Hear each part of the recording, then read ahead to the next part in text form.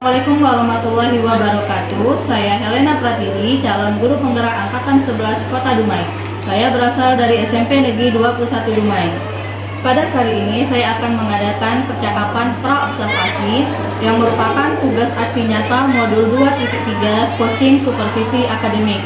Kali ini saya bersama rekan sejawat saya, Ibu Ade Hayati Putri SSI. Beliau merupakan guru matematika di SMP Negeri 21 Dumai. Assalamualaikum Bu Ade. Waalaikumsalam Bu Elena. Apa kabar hari ini Bu? Alhamdulillah baik ya Bu Elena. Baik, alhamdulillah ya Bu ya. Nah, pada hari ini kita akan mengadakan percakapan observasi ya Ibu ya. Saya akan nantinya melihat proses pembelajaran yang akan Ibu lakukan di dalam kelas. Adapun tujuan diadakannya observasi ini adalah untuk mengetahui dan mengevaluasi proses pembelajaran yang Ibu lakukan nantinya di kelas ya Bu ya. Nah, sekarang kita akan melakukan percakapan observasi. Yang ini merupakan persiapan awal dari Ibu agar Ibu nanti lebih siap, kemudian lebih percaya diri pada saat proses pembelajaran berlangsung. Baiklah, kita mulai percakapan kita ya Ibu ya. Tapi sebelumnya saya akan mengajukan beberapa pertanyaan kepada Ibu. Boleh ya Bu? Boleh. Baik, pada saat observasi nanti, apa tujuan pembelajaran yang ingin Ibu capai? Untuk pembelajaran selanjutnya saya akan menggunakan topiknya persamaan linear satu variabel di kelas 8 ya Bu Ellen ya. Dengan tujuan pembelajarannya, peserta didik dapat membedakan kalimat terbuka dan kalimat tertutup secara individu. Nah, setelah itu baru melalui diskusi peserta didik dapat membentuk suatu persamaan linear dan menyelesaikan permasalahan dari persamaan linear yang telah dibentuk tadi. Berarti dengan pembelajarannya melalui diskusi itu nanti peserta didik dapat menyelesaikan kesamaan linear ya Bu, sama linear satu variabel gitu ya. Nah, bagaimana area pengembangan yang ingin dicapai pada saat observasi nanti? Nah, terutama sekali yang ingin saya capai dari banyaknya kegiatan nanti itu berdiferensiasi melalui proses, namun dengan terintegrasi kegiatan sosial emosional atau KSE. Berarti yang ingin Ibu capai nanti dan yang akan saya observasi itu di bagian pembelajaran berdiferensiasi yang terintegrasi dengan kompetensi sosial emosional ya Bu ya. Nah, apa strategi atau langkah pembelajaran yang akan Ibu lakukan dalam observasi nanti? Dengan tujuan pembelajaran seperti itu, saya merencanakan sebuah strategi dengan menggunakan model pembelajaran, tentunya itu problem based learning, di mana peserta didik diberikan suatu masalah yang nanti akan dipecahkan secara berdiskusi. Dengan metode pembelajarannya itu berdiferensiasi proses dan cooperative learning. Jadi anak nanti bekerja sama untuk menyelesaikan suatu permasalahan. Nah, di sini media yang saya gunakan permainan UNO.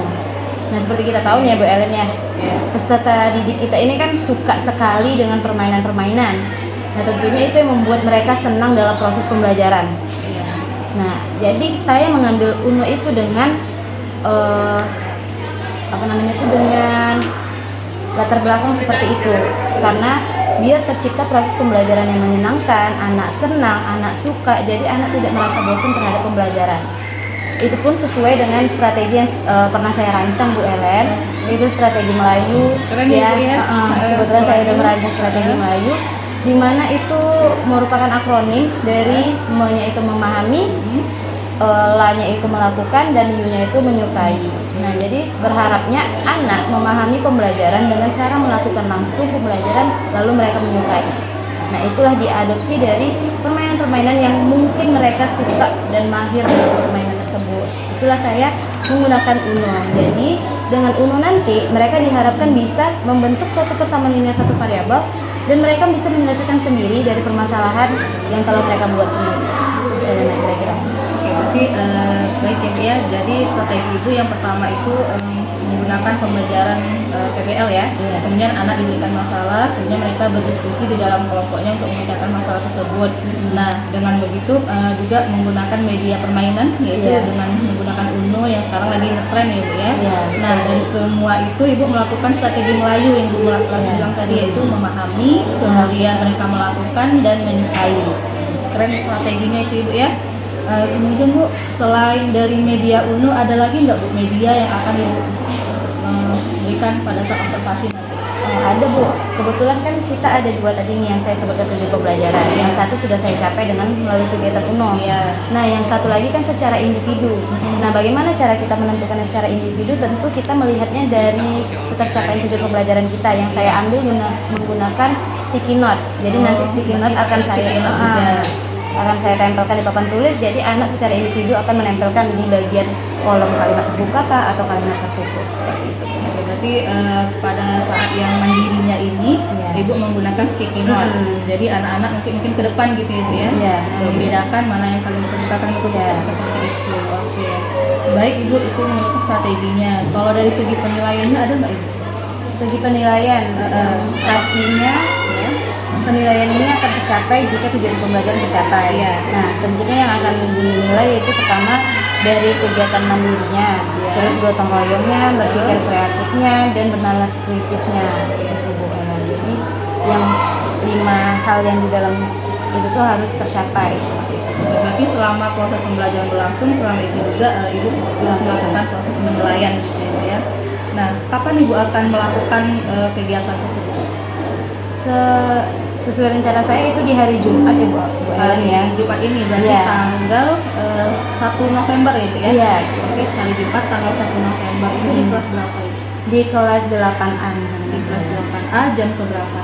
Jam ke setelah project itu jam ke-3 pelajaran berarti jam 10 ya? Iya. Baik Ibu, pada hari Jumat tanggal 1 November 2024, kemudian jam ke-3 jam ke-4 ya Bu ya, jam ke-10 saya akan masuk nanti ke dalam kelas Ibu untuk melihat proses pembelajaran, dan saya izin untuk mencatat semua proses pembelajaran yang berlangsung pada hari itu ya Ibu ya. Nah, jadi dari percakapan kita ini Bu, apa yang bisa Ibu simpulkan? Baik Bu Lenan, jadi dari percakapan ini saya benar-benar ngerasa yakin untuk memulai observasi saya pada hari Jumat di kelas 8A, tentunya di jam pelajaran ke-3 dan ke-4 untuk menggunakan tujuan pembelajaran dan cara serta metode dan model pembelajaran seperti ini Bu Elena. Itu mungkin kira-kira yang bisa saya simpulkan. Oke, baik Ibu. Nah, jadi mudah-mudahan nanti pada saat observasi Ibu akan melakukan proses pembelajaran sesuai dengan strategi yang sudah Ibu terapkan, kemudian media pembelajarannya juga sudah Ibu siapkan juga ya Ibu ya, sehingga pada saat proses pembelajaran itu berlangsung dengan lancar.